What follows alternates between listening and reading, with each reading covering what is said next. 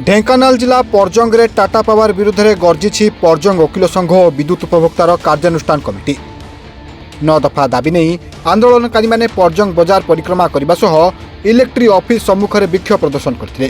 Tata power जुलम, smart meter, विद्युत काट, उपभोक्ता घर को अबाध प्रवेश आदि संगीन अभियोग कर कमिटी।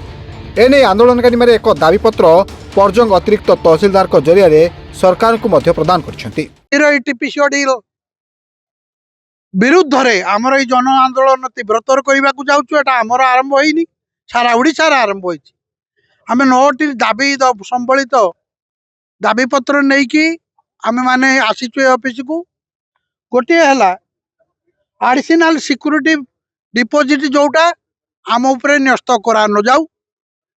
द्वितीयटी है स्मार्ट मीटर बसाई देबू नहीं। तृतीयटी है कहारी घर को एनक्रोचमेंट करी पशिबा नहीं। आईन रो वैधता दृष्टि जदि संभव जातु नहले आईन को उल्लंघन करी मुरबी नथिबा अवस्था पशि पारे ना। से गोटे आज्ञा 11 केबी लाइन जोटा बस स्टाण्ड परजंगर दरकार सेटा आज्ञा बारंबार छिड़ुची। एबे आम लक्ष्मी पूजा होता गणेश पूजा होता पड़ता तार से पिला भी मरी था सेटा को परिवर्तन करने को आम चाहूँ। सेटा करदे आम गाँ बस स्टाण्ड को आम लाइन देवा के आज्ञा मना करूँ कि किंतु एतिकी चाहूँ से तारटा परिवर्तन करूँ जोड़ा कहपर लोक संख्या अनुसार ट्रांसफॉर्मर अपग्रेडेशन निहाती दरकार पड़ुची।